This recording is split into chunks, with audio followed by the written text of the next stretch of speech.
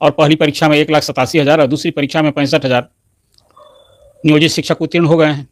अब इस सब की नई नियुक्ति होने जा रही है और अब तक जो नियुक्ति पत्र मिला हुआ था नियोजित शिक्षक का वो सब निरस्त हो जाएगा। पहले तक की तो इस्तीफा लिया जाएगा, पहले प्रारूप बना था ये, लेकिन अब यह नहीं, अब है कि स्वतः वो नया नियुक्ति पत्र निरस्त हो जाएगा। और 23 दिसंबर से अब औपबंधिक नियुक्ति पत्र जारी होने जा रहा है। और 26 तारीख से वो सारे शिक्षक जो पास कर गए हैं नियोजित शिक्षक सक्षमता परीक्षा, उनकी पोस्टिंग का आदेश निकलेगा। और मुख्यमंत्री नीतीश कुमार ने जैसी घोषणा की थी कि भाई अभी उन लोगों का ट्रांसफ़र नहीं होगा, जहाँ है पढ़ा रहे हैं वहीं योगदान करेंगे, तो ये भी चिट्ठी निकलनी थी, तो वो चिट्ठी निकल गई, एक ऑर्डर निकल गया कि भाई अब सब लोगों को उसी स्कूल में, लेकिन यूँ ही तो योगदान करेंगे नहीं, योगदान करने के लिए भी सब जगह वो एक चिट्ठी जारी होने जा रही है। तो चिट्ठी जारी होगी डीओ के यहाँ से कि भाई जिस स्कूल में जो पढ़ा रहे हैं वहाँ योगदान करेंगे, वजह तक उनके पोस्टिंग की चिट्ठी निकलेगी। अब योगदान करेंगे, वो योगदान करना है 1 जनवरी, नए साल में 1 जनवरी से 7 जनवरी तक। और कहा तो है सरकार ने ये कि 1 जनवरी से ही विशिष्ट शिक्षकों का जो वेतन है अनुमान्य होना है। वेतन तो लागू हो जाएगा 1 जनवरी से, लेकिन मिलेगा कब से?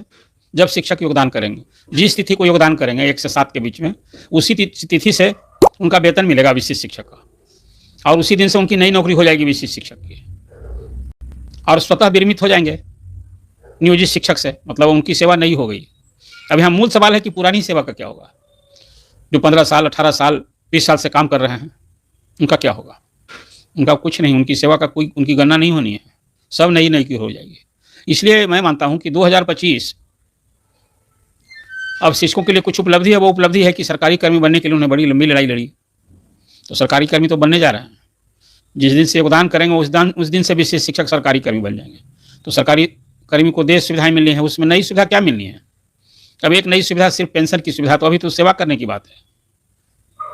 और 2024 बीत गया लड़ाई में, शिक्षकों को लड़ते रहे कि भाई हमको आप सरकारी कर्मी बनाइए, बिना शर्त बनाइए, एक न मानी सरकार।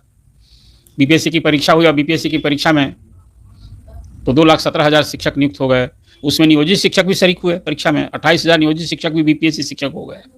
तो अब बच्चे 2,39,000 शिक्षक, उसमें 85,000 शिक्षक बचे हैं जिन्होंने परीक्षा नहीं दी है। और नई जो अभी संशोधित नियमावली है उसके अनुसार 2 साल में 3 बार परीक्षा होनी है, और उस सबको परीक्षा होनी है।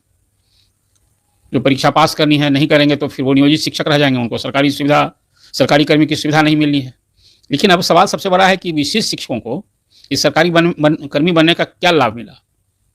देखिए, पेंशन तो 10 साल की सेवा पर होता है, सेवा जब पहले की गणना नहीं हो रही है तो सबको अभी 1 जनवरी से 7 जनवरी यही उनकी सेवा शुरू होगी, सेवा की जो नौकरी की नई तिथि होगी।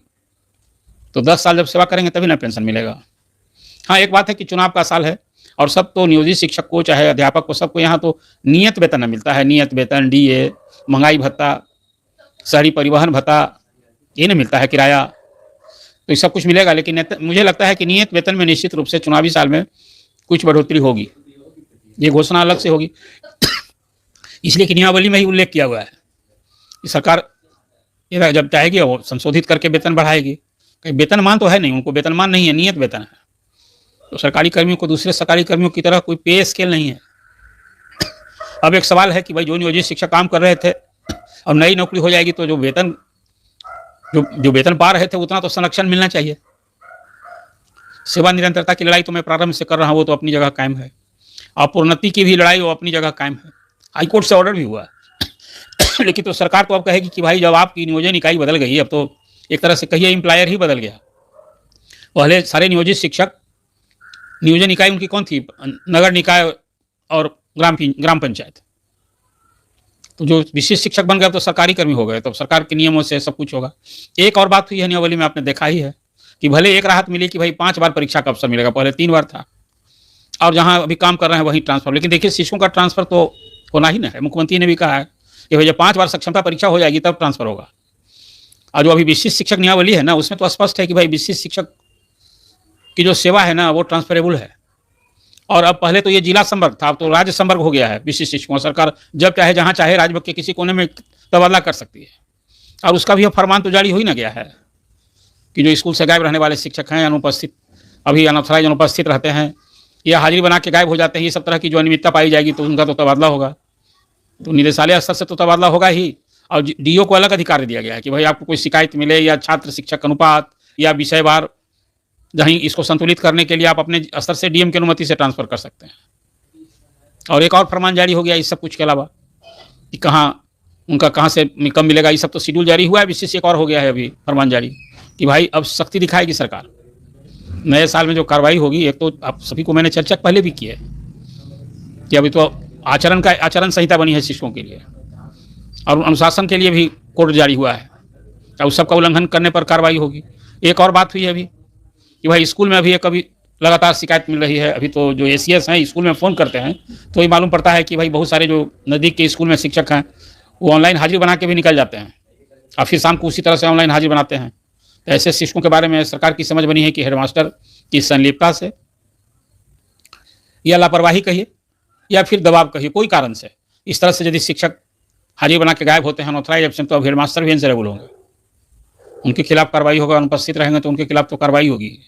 और दूसरी एक बात तो ये कि शिक्षकों का छात्रों की हाजिरी को लेकर के सरकार की एक समझ बनी है कि स्कूल में जो शिक्षक के जितने पद हैं उसके हिसाब से यदि छात्र उपस्थित नहीं हो रहे हैं, वास्तविक उपस्थिति नहीं है, भौतिक उपस्थिति, और हाजिरी ज़्यादा लोगों की बनाई जा रही है, तो इस पर भी सख्ती होगी। इसके लिए भी तो अब चेक होना है और उसमें भी अब कार्रवाई होनी है। और सूनर लेटर अब स्कूलों में जो छात्रों की वास्तविक उपस्थिति है, वास्तविक संख्या है, मतलब जो पढ़ रहे हैं, ऐसे लोगों की अलग चेकिंग होगी, तब फिर और शिक्षकों की संख्या घटाई जा सकती है, ये भी अब कार्रवाई होगी।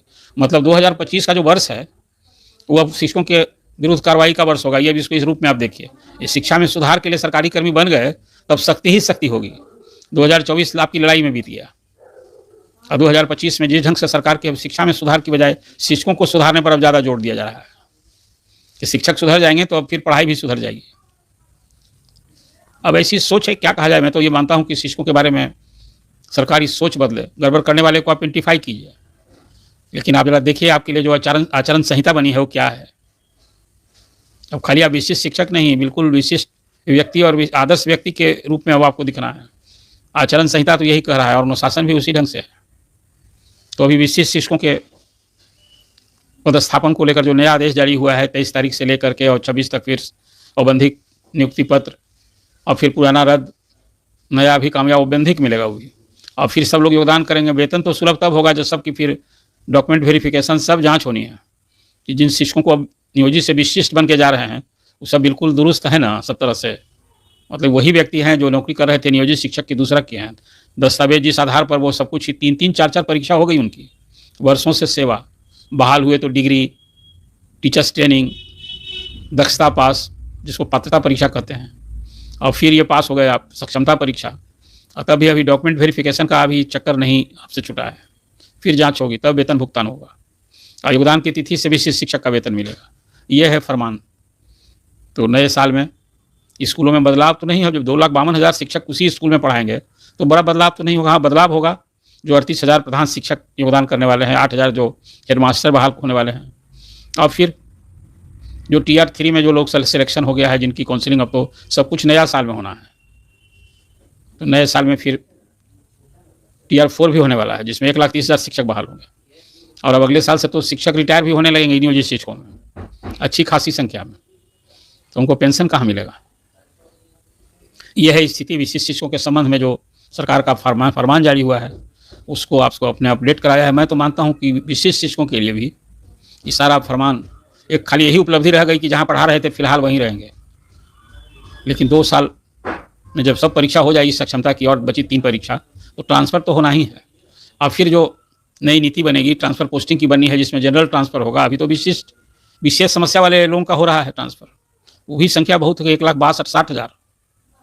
देखिए क्या कुछ होता है। विभाग की ये पूरी ताकत शक्ति अभी तो शिक्षा में सुधार और शिक्षकों के सुधार में लगी है।